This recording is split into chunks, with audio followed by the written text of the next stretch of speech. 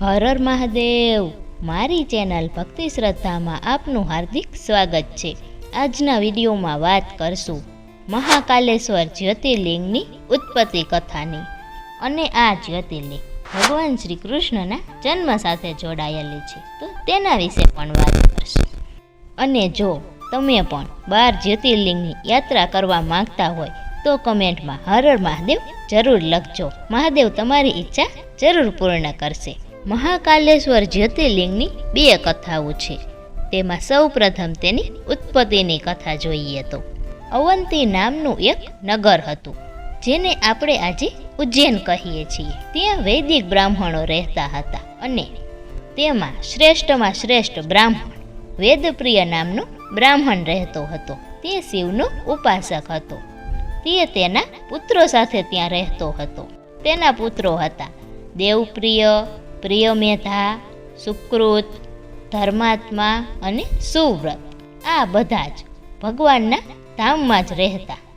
એ ભગવાનને પ્રિય હોય એવું જ કાર્ય કરતા। ભગવાન જ એનો સહારો હતો, ભગવાન જ તેનું સર્વસ્વ છે એવું તે માનનારા હતા। એ સમયે અવંતી નગરી ઉપર એક દૂષણ નામનો અસુર હતો, જે રત્નમાલ પર્વત ઉપર રહેનારો હતો। એને એમ હતું કે મારું જ રાજ્ય ચાલે, મારા સિવાય બીજા કોઈને લોકો માને જ નહીં। એ સમયે એને આક્રમણ કર્યું આ અવંતીપુર ઉપર, ત્યાંના રાજા ઉપર આક્રમણ કર્યું અને ત્યાંના રાજાને હરાવી દીધા। બધા તેના પગમાં પડી ગયા કે અમે તમારા શરણે છીએ, અમે તમારા શરણે છીએ। પણ આ જે વૈદિક બ્રાહ્મણો હતા તે એના પગમાં ન પડ્યા, તેને એનું શરણ ન સ્વીકાર્યું। એને કહ્યું કે અમે ન સ્વીકારીએ, અમે તો ભોળાનાથના શરણે છીએ। અને 2 હાથ જોડીને ભગવાનનો મંત્ર જાપ કરતા રહ્યા। આક્રમણકારીએ આક્રમણ કર્યા જ કર્યા। એ સમયે પણ આ તો ભગવાનનો મંત્ર જાપ જ કરતા હતા। પાર્થિવ શિવલિંગ હતું, તેની સામે આ બ્રાહ્મણ ઊભા હતા। તો કહે કે આ તમને બચાવશે? તમે મને ઓળખતા નથી, હું તમારા બધાનો કાળ છું। એમ કહીને દૂષણે તેના હાથમાં રહેલી તલવાર લઈને પાર્થિવ શિવલિંગ ઉપર મારવા ગયો। ત્યાં તો એ પાર્થિવ શિવલિંગમાંથી ભગવાન ભોળાનાથ પ્રગટ થયા અને કહ્યું કે તું કાલ છે તો હું મહાકાલ છું। मैं कालों का भी काल हूँ, काल भी उनका क्या बिगाड़े जो भक्त है महाकाल का। અને ભગવાનના હાથમાં જે ત્રિશૂલ હતું તે ત્રિશૂલથી ભગવાને દૂષણનો વધ કર્યો અને મહાદેવ ત્યાં પ્રગટ થયા। મહાદેવ જ્યાં પ્રગટ થયા એટલે લગભગ એ પાર્થિવ શિવલિંગમાં ખાડો પડી ગયો હતો। ચારે તરફથી એક કોષનો ખાડો પડી ગયો હતો। આજે પણ ઉજ્જૈનમાં જે મહાકાલેશ્વરનું શિવલિંગ છે તે ખાડામાં છે। અને ભગવાને આ બ્રાહ્મણોનું રક્ષણ કર્યું અને જ્યોતિના રૂપમાં પ્રગટ થયા। ત્યારે આ બ્રાહ્મણ અને તેના દીકરાએ ભગવાનને કહ્યું કે તમે બધાને આવી રીતે જ દર્શન આપો, અહીં શિવલિંગના રૂપમાં સ્થાપિત થાવ। અને ત્યારથી જ ભગવાન ત્યાં શિવલિંગના રૂપમાં સ્થાપિત થયા, જેને આપણે મહાકાલ જ્યોતિર્લિંગ કહીએ છીએ તે જ। અને હવે આ મહાકાલેશ્વર જ્યોતિર્લિંગની બીજી કથા જોઈએ કે આ જ્યોતિર્લિંગના આશીર્વાદ કયા રાજાને મળ્યા અને ભગવાન શ્રી કૃષ્ણ સાથે કેવી રીતે જોડાયેલી છે।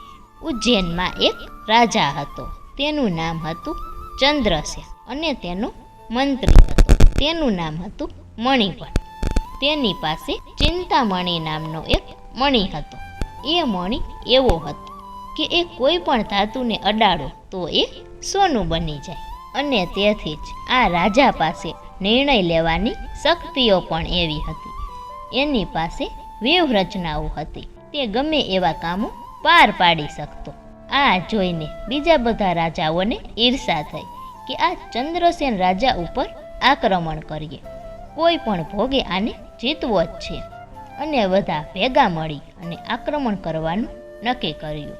કહ્યું કે આપણે આક્રમણ કરીએ। આ બાજુ ચંદ્રસેનને ખબર પડી કે આટલા બધા આક્રમણ કરવાના છે। તે કહે કે આટલા બધા આક્રમણ કરશે તો મારી એવી શક્તિ નથી કે હું એની સામે લડી શકું। ત્યારે એ મહાકાલેશ્વરના મંદિરમાં ભગવાનનું ભજન કરવા લાગ્યો. એ સમયે એના મુખમાં એક જ નામ હતું અને એ હતું શિવનું નામ. એ તો શિવ શિવ બોલવા માંડ્યો. અને એ સમયે એ ગોવાલણ ત્યાં આવી પોતાના નાનકડા એવા દીકરાને લઈને. તે દીકરો 5 વર્ષનો હશે. એને જોયું કે એના નગરનો ઉજ્જૈનનો રાજા ભગવાનને હાથ જોડીને પ્રાર્થના કરે છે અને શિવ શિવ બોલે છે. એ બાળક એની માને પૂછે છે કે માં આ કોણ છે? એની માં કહે કે આ આપણો રાજા છે. એ શું કરે છે? એ શિવ જપ કરે છે. એનાથી શું થાય? તો કહે કે એનાથી બધું મળે. આ રાજા એટલો બધો તન્મય હશે કે એને જોઈને આ બાળકના જીવનમાં પણ પ્રભાવ પડ્યો અને એ સીધા જ ઘરે ગયા. અને પછી તો શું ખબર આ બાળકને શું થયું. એ તો જંગલમાં જઈ ત્યાં 4 પથ્થર ઊભા કરી વચમાં એક નાની એવી માટીની શિવલિંગ બનાવી અને એ પણ બેસી ગયો ત્યાં જ કે આ મારા ભોળાનાથ છે, હું પણ શિવમય બની જાઉં. એ પણ બોલવા માંડી ગયો શિવ શિવ શિવ શિવ. માએ બાળકને કહ્યું કે ચાલ જંબા, આ તો શિવ શિવ બોલ્યા જ કરે. માં કહે કે ખોટા ઢોંગ ન કર, ચાલ ઘરે. એ તો તોય બેઠો રહ્યો. માને થયું કે આ મંદિરના કારણે જ એને એ મંદિર પછાડી દીધું અને જેવું જ મંદિર પછાડ્યું એમાંથી એક ભવ્ય મંદિર ઉત્પન્ન થઈ ગયું. અને આ બાજુ જે બધા રાજાઓ ચઢાઈ કરવાના હતા તેને સમાચાર મળ્યા કે એ ગોવાળનો દીકરો છે, 5 વર્ષનો છે. એ ભગવાનના જપમાં બેસી ગયો અને ત્યાં એકદમ આખું મોટું મંદિર ઊભું થઈ ગયું. જો ત્યાંના બાળકમાં એવી શક્તિ હોય તો આ રાજા કેવો હશે? આપણે ચડાઈ કરાય જ નહીં.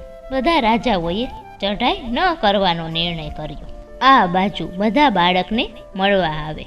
આ બાળક બીજો કોઈ નહીં પણ એનું નામ હતું શ્રીધર. અને ત્યારે હનુમાનજી પણ આવ્યા છે. અને હનુમાનજી કહે કે તારી 800મી પેઢીએ નંદ નામનો એક પુરુષ થશે અને ત્યાં જ કૃષ્ણનું પાલન થશે.